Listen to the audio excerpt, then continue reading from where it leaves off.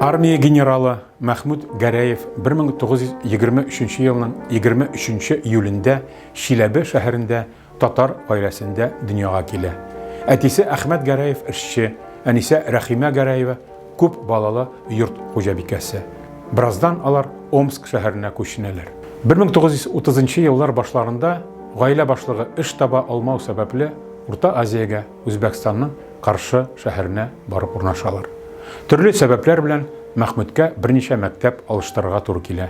Ул укуын алга таба Ленинабад кооперация техникумында дәвам итә. Аннары шунда Ленинабад шәһәрендә җирле кавалерия полкы оркестрына урнаша. Мәхмүт кичкенәдән хәрби тарих белән кызыксына.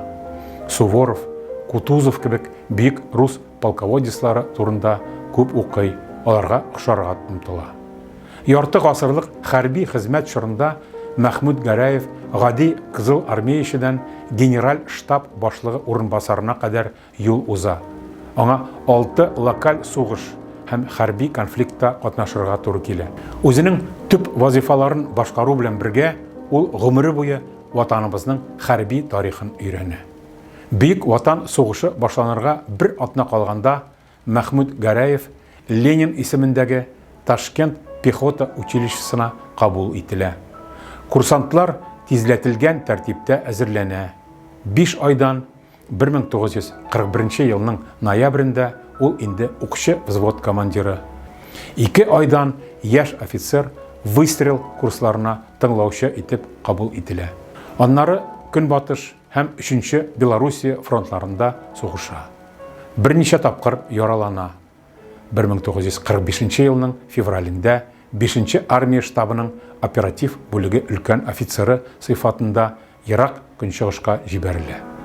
Сугыш ахырына 22 яшьлек Мәхмүт Гәрәев майор дәрәҗәсендәге офицер һәм 6 сугышчан бүләк иясе була.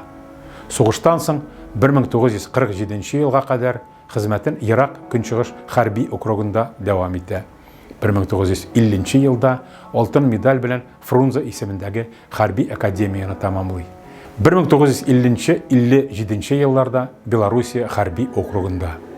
Мәхмүт Гәрәев хәрби тарих фәне үсешенә зур өлеш кертә.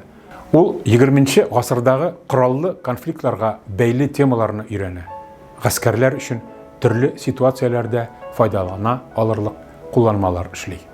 1959 елда генераль штаб хәрби академиясын тәмамлый. 1959-74 елларда хәрби язмыш аны Мәскәүдән кабат Белоруссиягә күчереп куя.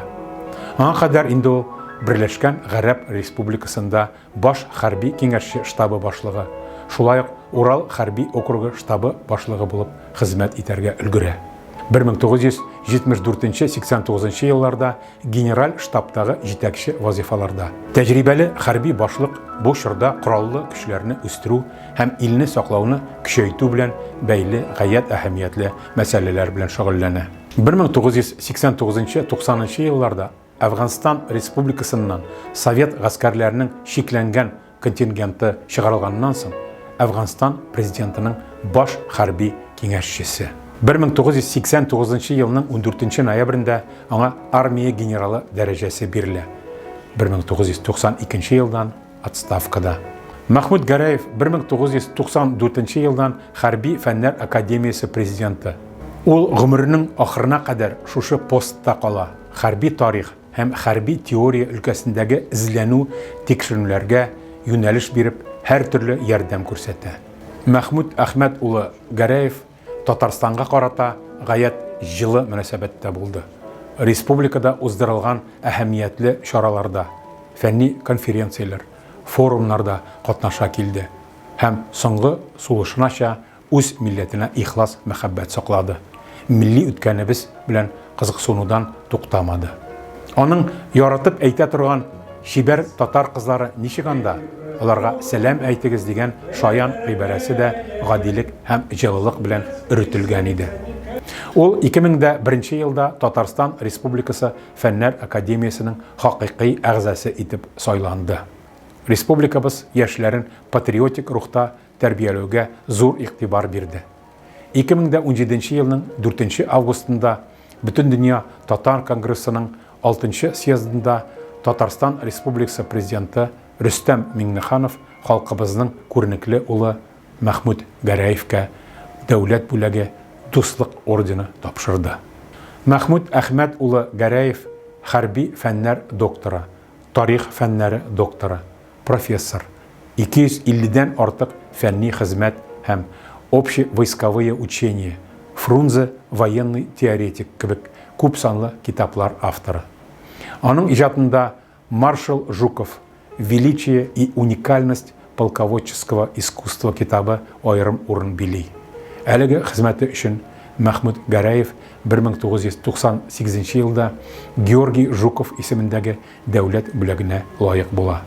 Армия генералы Мәхмүт Әхмәт улы Гәрәев 2019 елның 25 декабрендә Мәскәүдә вафат була. Кабре Мытищедагы федераль хәрби мемориаль зиратта. Казанның бер урамына Мәхмүт Гәрәев исеме бирелә.